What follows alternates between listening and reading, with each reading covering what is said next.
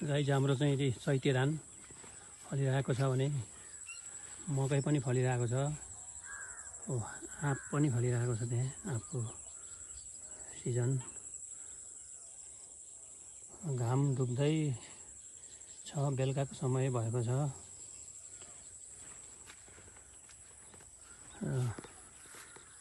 मेरो झुपडी चाहिँ उतै पर्छ, दुईटा झुपडी। गाउँको झुपडी यही हो र यो एक खण्ड खेत हाम्रो। यो धान भएको दोस्रो खण्ड यो र तेस्रो खण्ड हाम्रो यहाँनेरि पर्छ।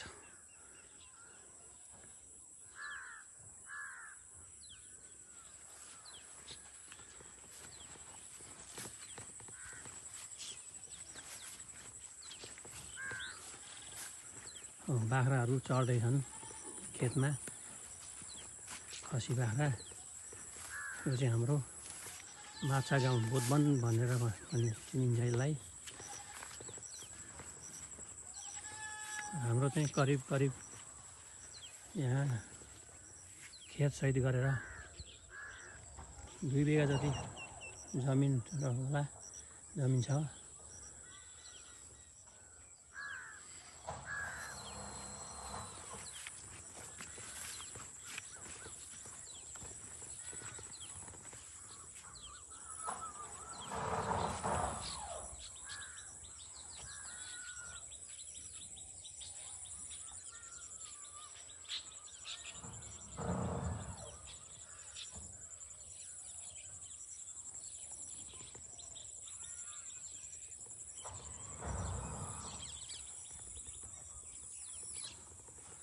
धान हरियो भएर भर्खरै धान पसाउन लागेको छ, पसाउँदैछ।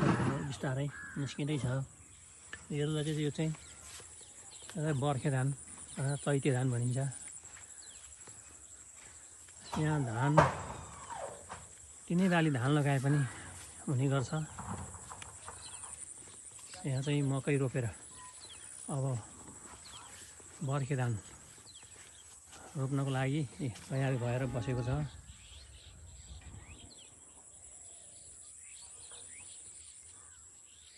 सबैमा तलसम्म धानहरू रोपेका छन्। कोहीमा चाहिँ अर्को धान रोप्नको लागि तयार पारेर राखेका छन्। यो चाहिँ मेरो गाउँ बोधवन माछा गाउँ भनेर चिनिन्छ यस ठाउँलाई। यो कोल्बी नगरपालिका अन्तर्गत पर्दछ।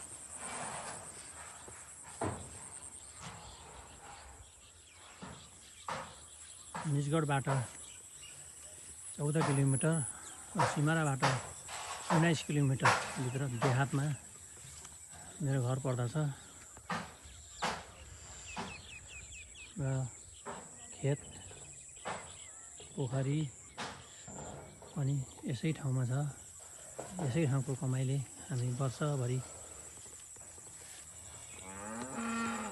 खाइरहन्छौँ। र हाम्रा खसी बाख्राहरू पनि चरिरहेका छन्।